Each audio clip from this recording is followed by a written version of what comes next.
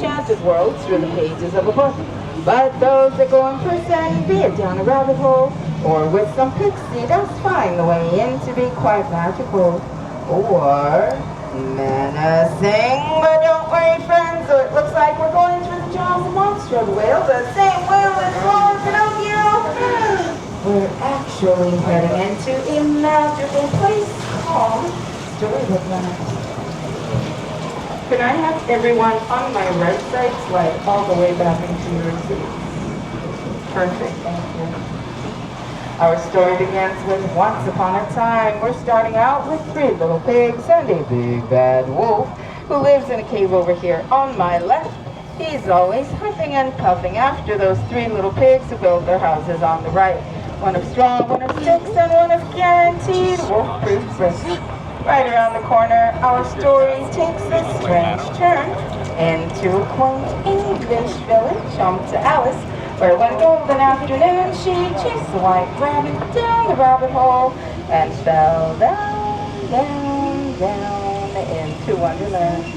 Such fantastic places were created to inspire storytellers like London Park on my right, where Peter Pan, John, Wendy, and Michael Darling all flew over with help of Tinkerbell's pixie dust to Neverland, where they would never ever have to grow up.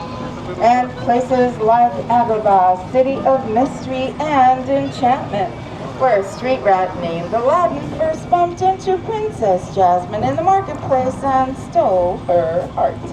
These magical places in Storybook Land are where love shines forever, like the twinkling lights in the archways above us, the very ones where Aladdin and Jasmine soared over, sideways and under, on their magic carpet ride to a whole new world. While good stories are filled with love and light, they have their dark places as well, like the Cave of Wonders just ahead. Its treasure bears a curse that can only be lifted by the genie of the lamp. Legend says whoever frees a genie will be granted 3 wishes.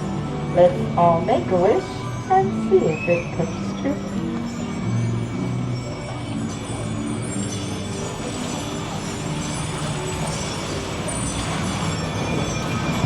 Snow White wished for a safe place where she fled an evil queen and came across the cozy forest cottage on my right, home to the 7 dwarves who offered her shelter in thanks for her kindness.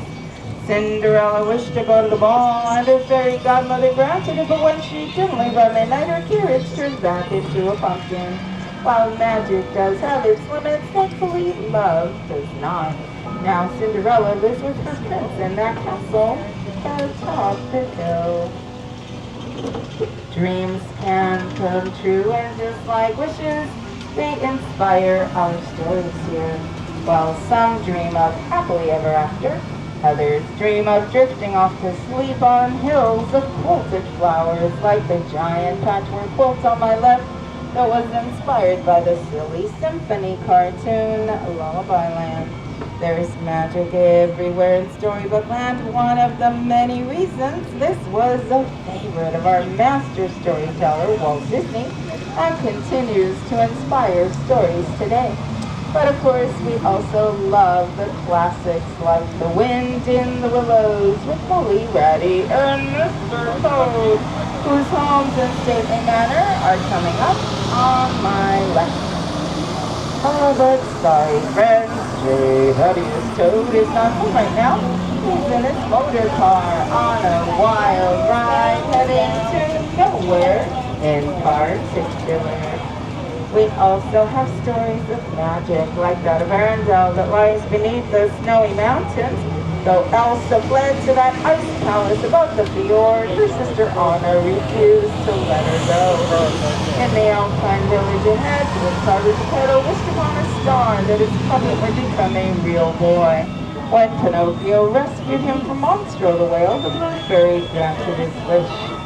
And here on my left is Oaken's Trading Post. Yoo-hoo!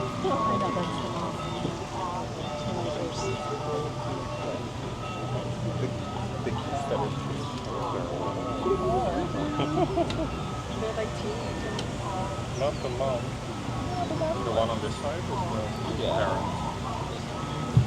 Geppetto's wish is like that of so many fairy tales, like the one that led a little mermaid named Ariel to follow Prince Eric to the castle coming up on my right.